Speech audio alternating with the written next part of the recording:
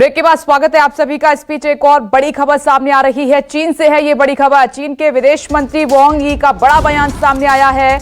उन्होंने कहा कि अमेरिका की कुछ राजनीतिक शक्तियों ने दोनों देशों के संबंधों को बंधक बना लिया है। बड़ा बयान। चीनी विदेश मंत्री ने यह भी कहा कि अमेरिका के कारण दोनों देश एक नए शीत युद्ध की तरफ बढ़ रहे हैं।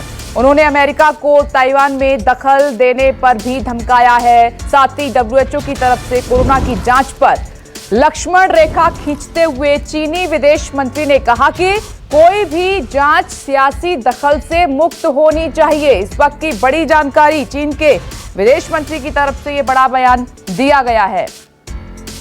और डिप्टी एडिटर संजीव त्रिवेदी इस खबर पर जुड़ गए हैं। जी संजीव। देखिए, चीन अपने आप में आज की तारीख में घिरा हुआ है और कोरोना वायरस को लेकर पूरी दुनिया की जो नाराजगी है वो उसके खिलाफ है।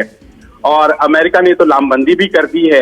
अमेरिका एक जांच उसने अपनी निगरानी में बिठवा दी है डब्ल्यूएचओ में, और कहीं ना कहीं ये साबित करने की कोशिश हो रही है कि कोरोना वायरस दरअसल चीन से आया था। और चीन की नाराजगी इस वजह से बहुत ज्यादा है।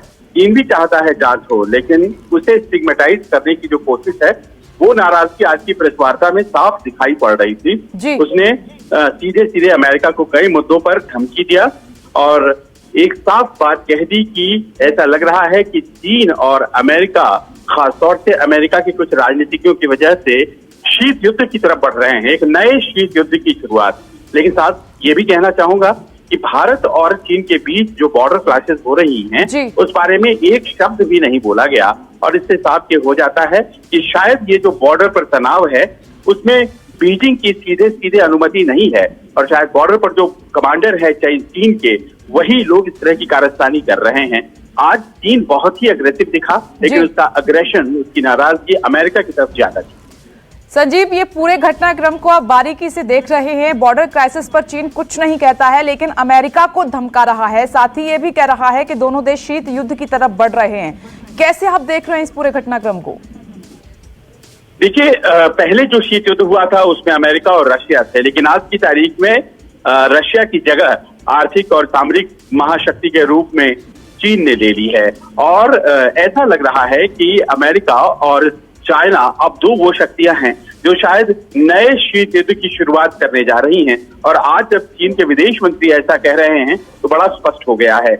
लेकिन दूसरी तरफ है कि भारत के साथ बॉर्डर तनाव के बावजूद चीन ने कुछ बोला क्यों नहीं, तो उसका सीधा मतलब ये भी है कि जब वो एक तरफ चीन अमेरिका से टकराव ले रहा है तो वो जाहिर है कि भारत या दूसरे मुल्कों के साथ वो तनाव नहीं चाहता है।